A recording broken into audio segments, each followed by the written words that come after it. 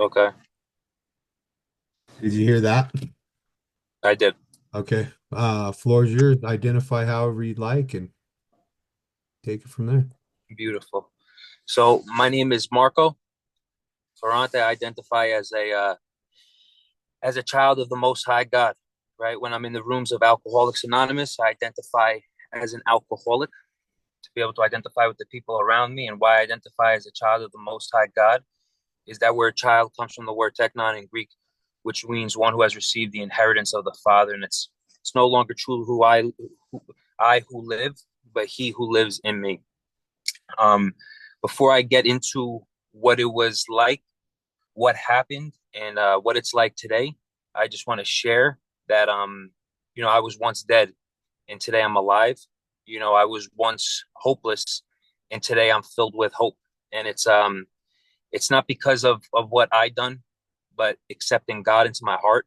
It says that when we come to Him, He will open up the windows and gates of heaven and pour blessings more than we can receive. And truly, from the deepest depths of my heart, that's been the testimony that I lived out. You know, my greatest revelation that God revealed to me was that, I'm the problem. And that was comforting to know that I'm the problem. Because if I can say, hey, I'm a sinner, right? I identify my fleshly nature, which allows me to see where I fall short. But then the beautiful part is that He's the solution. So when I give my life to Him, He can get me there. So my ways got me to the program, and then His ways will get me to the promised land.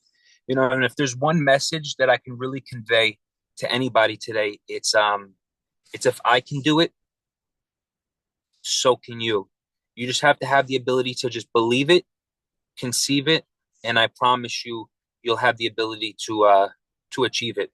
I'm gonna take you guys all way, way back to when I was a child.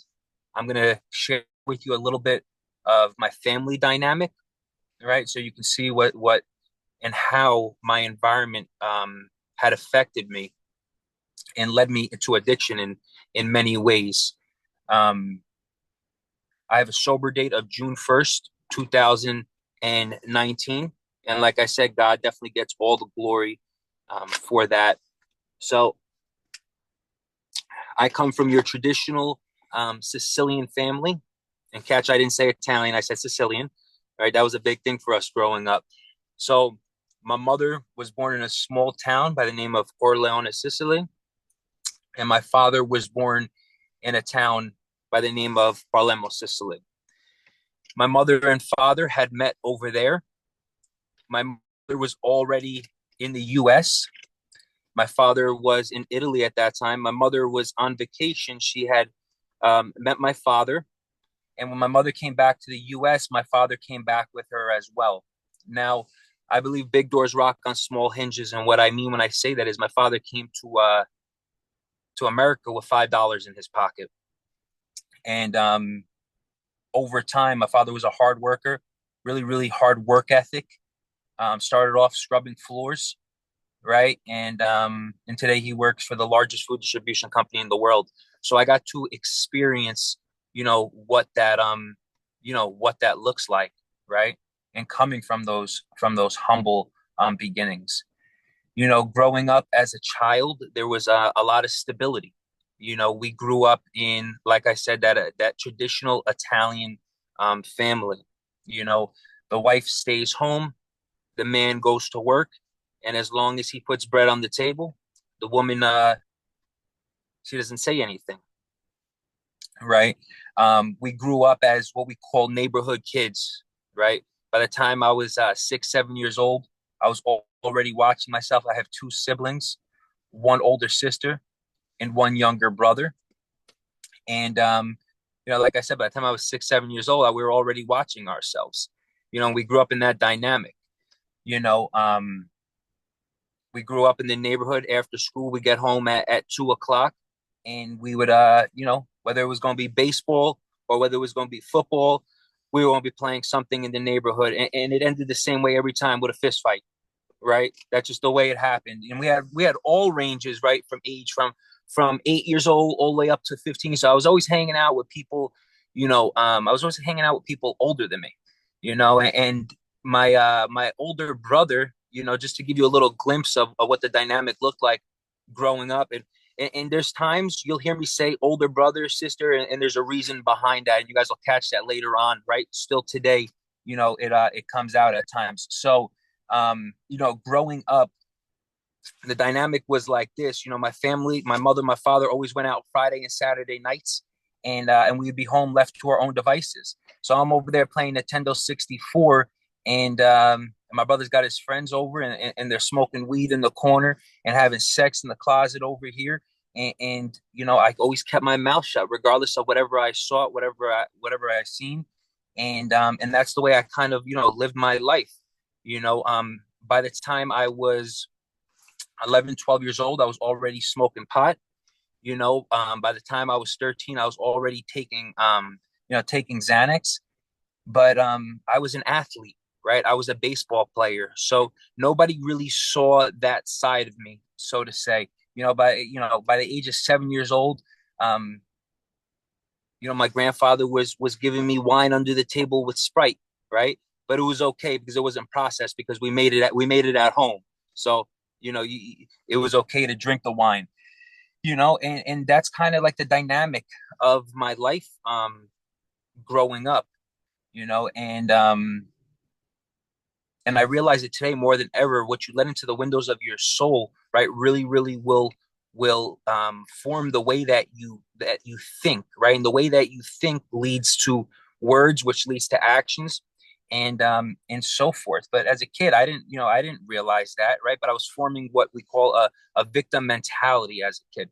But like I said, I was an athlete, so that's where my identity lied. I was a baseball player, and we were great. I was a great baseball player. I had college scholarships and things of that nature. But my high school consisted of from the year freshman year, wake up in the morning, I'm snorting Roxy's, I'm smoking a blunt on the way to school driving, and I got away with it always. Why? Because I was a baseball player. I lettered as a freshman, right, varsity, and that's what kept me going. That's what kept me alive. At the end of the day, because baseball for us was a year-round sport. So at the end of the day, at around like 2 o'clock, I always had a Vyvanse on me. I always had an Adderall on me, right? Because I had a friend who was prescribed them. So I would always grab them because I'd be tuned up on the Roxy's earlier in the day, and by 2 o'clock, I'm popping the Vyvanse, I'm drinking an energy drink, and I'm ready for baseball.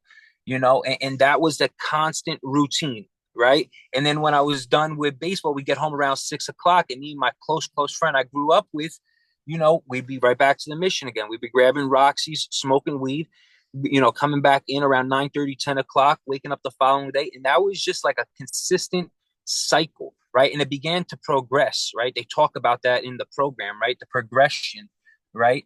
And that's exactly what occurred in the beginning. It was just it was on the weekends. It was a few days during the week, and then it became 5 days, 5 days a week, during the school week, and so forth. And when high school ended, now it was time for college. And like I said, I didn't choose to go to college for baseball. Why? Because that meant that I could no longer party, right? So what I chose to do was I went to college, but I didn't go to college personally. I just partook in all the parties that all my friends went to. All the college, all the parties of my friends that were in college, so to say. And that's the way I was spending every weekend. I would go up there. I'm from Jersey originally, right? So I would go up there on a Thursday to Rutgers, up until Sunday, and we'd just be partying. We'd be smoking weed, drinking, taking Xanax, whatever they had, ecstasy, and that's the life that I was living. But now the consequences really started to play in. You see, when I first started using, I didn't know about the withdrawal symptoms and things of that nature, right? I only saw the things that were glorified, So I didn't see I didn't see the family splitting apart. I didn't see the divorces.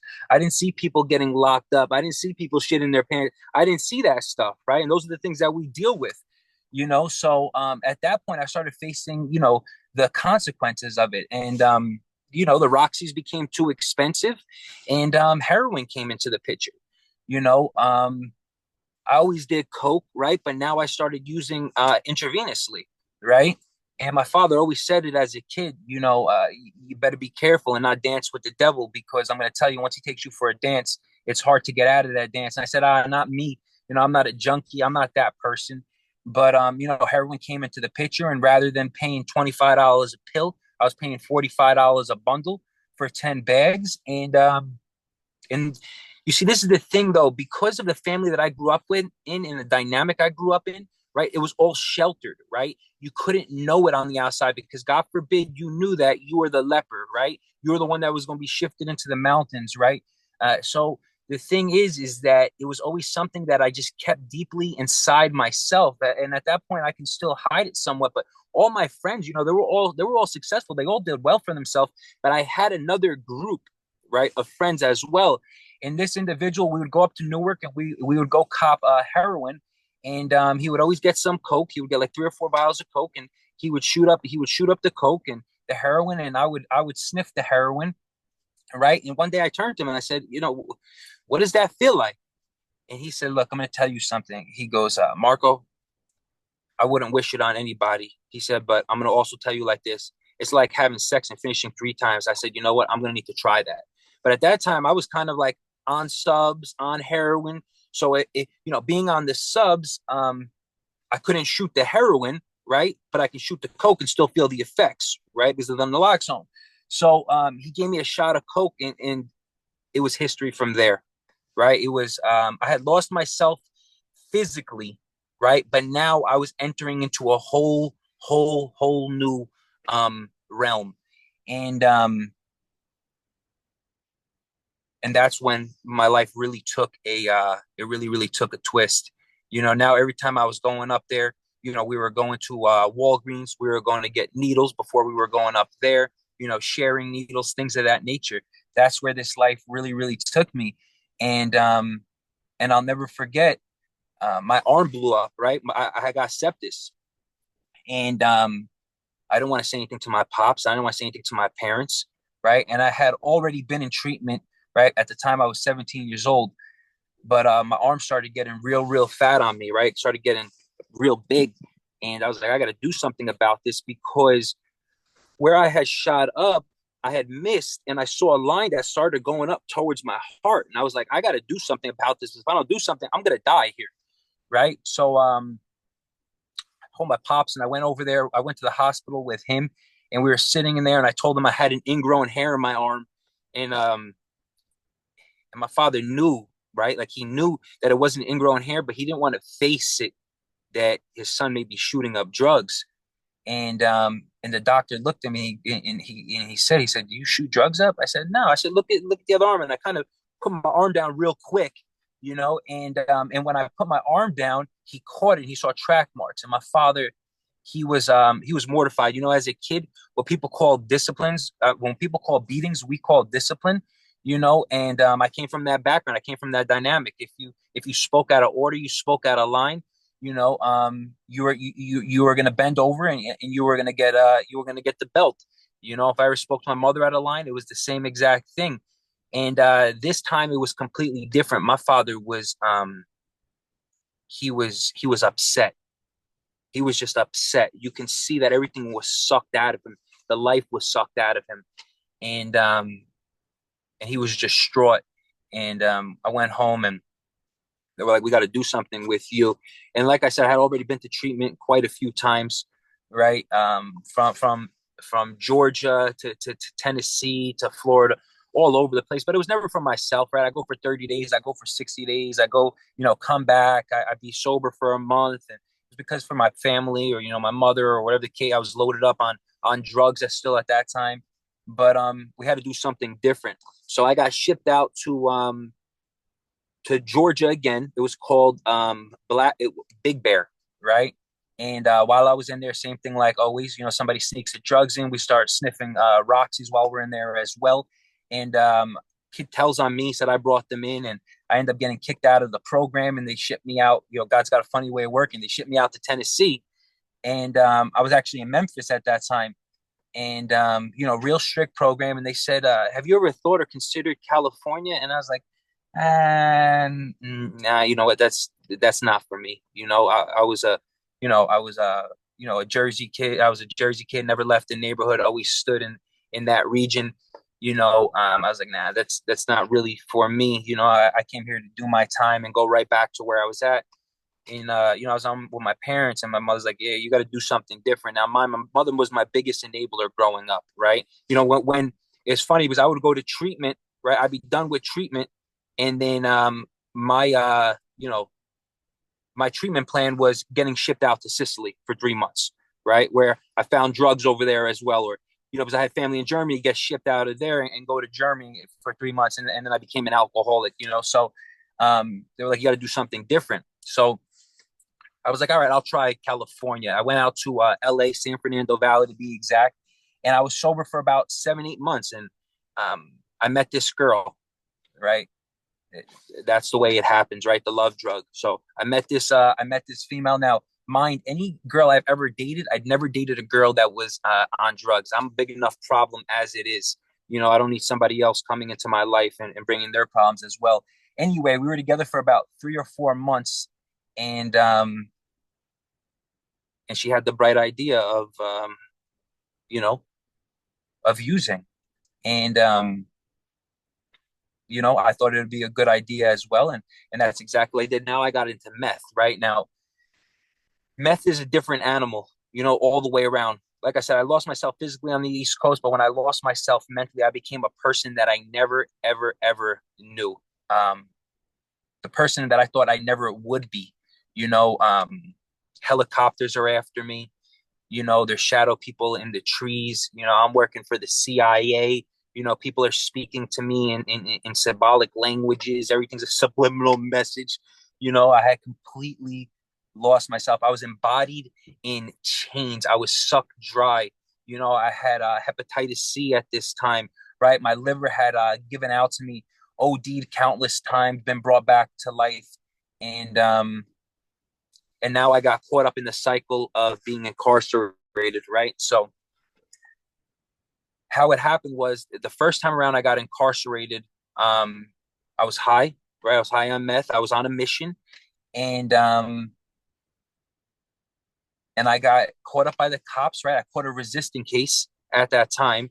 But what they charged me with initially was an assault with a battery on the officer, right? Because what happened was I was running from the cops, hid behind the wall, came out, turned around, clocked the cop in the face. They got on top of me. They beat me up brutally. My entire face was scraped up. They put the cuffs on extra, extra tight, kicked me into the car purposes. If anybody knows when they do that, right? The cuffs start scraping you up. So I got all scraped up, right? And I got incarcerated on that case, and I had about 6 years hanging over my head. But because they had beat me up the way they beat me up, they released me after 6 months on the resisting case instead, right? So I get released, and I was like, I got to do something different, right? So my family's like, yeah, you got to get out of there, right? You got to get away from this girl. So what happens? I take myself everywhere I go. I end up getting shipped back to Florida, right? I'm out there 5 months. She calls me back that that people are after her, right? I don't know how she convinced me, right? I end up coming back out here, going to a sober living with her, right? Right away, we go back on another run with one another, right? And we spent the night out, and me and her, we had separated ways, right? We just lost one another. We were high, and I was like, all right, I got to go back to the sober living to go find her. I go back to the sober living, and they tell me she's not there. I was convinced that she was there, so I turned around and I kicked the door in, right? And the guy had a crowbar. I'll never forget. But there was a padded locks on it, and I kicked it so hard and put my shoulder into it that I took the door down. I was high on meth. Anybody who knows meth strength, right? And they hit me with a burglary case on that, right? Once again, God's all over it. I do end up doing. It was 8 months on that case, and they knocked it down to a vandalism case. Right, I'm out not even 48 hours from that case, about to go into another treatment center, and the moment that I got out, right, any good drug addict knows while they're locked up, right, I'm going to save some money on my books for the last month I'm there. So that way, when I get out, right, I can get some drugs. I already know the Denny's right down the street. So from the Twin Towers. So I go down to the Denny's, I get myself an 8 ball, right? I sniff two, three lines. I find somebody there, of course, that's going up to the San Fernando Valley, right? We end up going up to the San Fernando Valley in LA, and I grab myself a thing of rigs, right? And now I'm shooting up the meth. And for 48 hours, I was just walking and roaming the streets, right? And once again, I'm on another mission, right? In my head, think I'm on another mission. So I see a car, right? And it's about 2 o'clock in the morning that's pulling into its complex. And I was like, that's the car I'm supposed to steal. I was completely convinced the back lights were flashing, right? And the guy was getting out. So as he's getting out, I go to run into the car, telling you, I don't even drive a quarter of a mile down the street. But the voices in my head were straight up telling me, hey, you need to park right there. You need to get out, go in the backyard, and hide underneath the trailer. And that's exactly what I did. But now I really got the helicopters on me, right? Now I really got the cops on me. And they ended up finding me, right? They let the dogs out. I put my hands up. I was like, no, no, no, take me, right? So they're taking me in. So now I got a carjacking with a kidnapping case hanging over my head, 25 years, right? But it was crazy, right? There was this peace that like surpassed all understanding that was bestowed upon me, because I knew, like, it was like as clear as day, like, okay, your grace card's up. You can't keep living like this no more. And the only one that was in my corner, right, was my mother at that time. And I kept telling her, Ma, it's gonna be all right. Like, I know I'm gonna get released. I just don't know when I'm still. I like the now basketball pumps my height down. I ended up racking up a debt, right? This was right before June 1st, 2019. That's my sober date. I ended up racking up a debt, and I'm on the phone, and my mother's like, I'm not helping you out of this one. I don't care what happens. They can slice and dice you up. I don't care. I'm not getting you out of this one. And I was like, I was stressing. I was on the phone. I was at the phone station for like an hour and just kept calling her and calling her, calling her. Finally, she ended up bailing me out of it. And I'll never forget. It was like as clear as day. God spoke to me and he said, look, you got yourself here. Take my hand, and us two together will manifest a life beyond your wildest dreams. And I couldn't deny it, right? He spoke right in my spirit. And from that day forward, I made an agreement with God. I came into agreement with God that I would do everything in my power to be the best version of myself possible, right? And I stood clean since that day. And I got released to another program, right? Melrose Recovery, right? Pastor Phil was a huge, huge, huge part of my life, and his son, Chill Aguilar, right, played huge components in my life. And I had been to that program already 3 times, and they didn't want to take me back. But the owner of the program called up Chill and was like, "Hey, Chill, I get teary-eyed thinking about it today." He said, "Are you willing to take Marco back?" He goes, "Yeah, let's take him back." It was never him, and they took me back into the program. And when they accepted me back, they accepted me with open arms and with just love and with acceptance.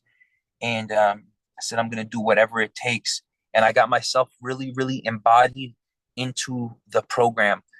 For the first year and a half, I would go to my mentor's house every single morning at 6:30 in the morning, and I would work out, right? Personal development has been a huge part of my life. What was grained into me at an early, early phase was, right, when you accept God into your heart, your spirit's free, right? But you got to constantly partake in the renewing of your mind. If your mind's not renewed the same way that the Israelites were in captivity for hundreds of years, and then when they were released, because they were still in captivity in their mind, it kept leading them back to enslavement, right? So I realized, right, the renewing of the mind, right, environment, what I'm letting into the windows, to the windows of my soul and my eyes and my ears.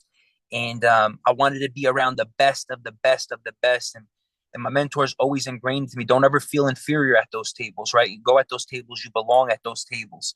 And that's exactly what I did. So for any of you early on who feel uncomfortable when you sit at those tables with people who got 20, 30, 40 years sober, don't sit down at those tables. That's where the winners sit down. And that's what I did. I got myself a sponsor. I walked through the 12 steps, and I'm forever grateful for the program of Alcoholics Anonymous, because what the program of Alcoholics Anonymous did for me was it grabbed my hand and it put my hand into God's hand. And from there, he just took me to places that I could never have fathomed, right? The word of God says that eye hath not seen and ear has not heard the treasure that's stored up in heaven, right? And what you think right now is a life beyond your wildest dreams, I promise you, if you stay sober and continue to walk in his ways, there will be a life out there that's beyond what you can ever fathom. And that's the truth that the fruits of this program of God have borne my life. You know, I met my beautiful wife along this journey as well.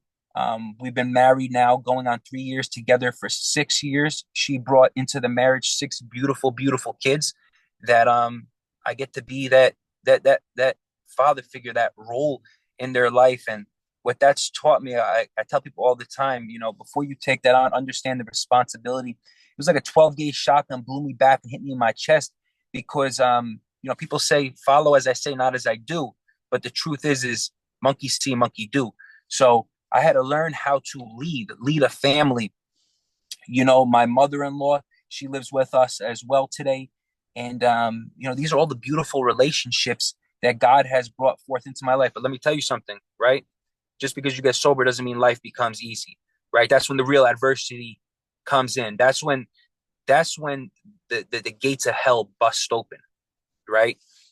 But count it all as joy, because when adversity comes, when fire comes, when we're believers, right?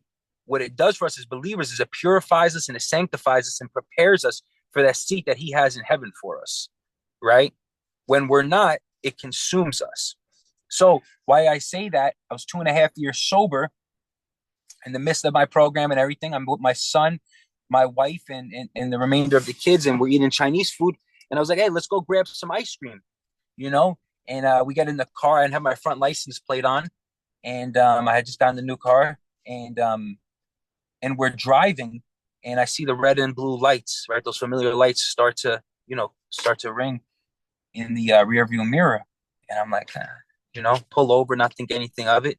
And they run my name. They said, you got a warrant for your arrest out in LA, Mr. Front. I said, you got the wrong guy. I said, you got the wrong guy. I said, I haven't had a single ticket. I haven't stepped foot into LA. Because, well, we're gonna have to take you in. So when I was locked up in 2018, before I got sober, at the end of my stint, I had gone to an altercation, right? And I broke his nose and his cheekbone, so they charged me with a great bodily injury, an assault with a great bodily injury. But because COVID was going on, right, they didn't ring up the case, right? And I ended up doing time in segregation for that case as well. And while I was on the street, like I said, because it was COVID, right? I was checking into my probation, doing everything, paying taxes, paying bills, and they didn't bring it up. But when they stopped me, they ran my name and they saw that I had a warrant. So I call up my wife and she bails me out at 100. The bail was 150,000. She bailed me out at 10.5, and I fought that case for 2 years, and nobody knew nothing, right? It was between me, my wife, and the Lord, and I really thought that I was going to get off. I really was convinced. I had a private attorney and everything, and and they wanted to give me 6 years with a strike. They knocked it down to 3 years with a strike, and the DA fought for me because they saw the way that I was living. I had LOA's letters, LOR's letters of recommendations from pastors and friends and things like that sent in, showing them, the records. I'm a productive member of society, and they said we're going to give you a year county time. I said, you got to give me 2 months, though. I got to make sure my business is in order. My kids got bread on the table, and I got to make sure my family's taken care of. They said, okay, we're going to grant you 2 months. So in the midst of my walk, I had to go serve another 6 months incarcerated. And I'm going to tell you guys all of this right now. God works in miraculous ways. There was still work that needed to be done on me, and there's still work that needs to be done on me today, right? But that was one of the greatest blessings that I've endured along this journey. And the reason why is because what it showed me and taught me was how to really slow down, and that God is always working behind the scenes. I got to lead hundreds of people to the Lord while I was in there. It was just some of the most incredible experiences I'll never forget. I was sitting in the day room and I said, Father, just reveal yourself to me. And I looked to the right, and there was this guy on the phone who was tented up with his girlfriend. Anybody who's been locked up knows what he was doing, right? And then I looked to the right again, and there's a guy who's shooting up, right? And he ODs, and they pick him up and they bring him into the showers and blast freezing cold water on him. And then I look to this right, at the right again, and there's a guy in there, right, who just smoked spice, and he was catting out, right? He was seizing. And then on the other side of the day room, they're laughing at him. And I just saw the life that I once partook in and was so grateful. That wasn't the life that I was living today. While I was in there, I read, I minded my own business.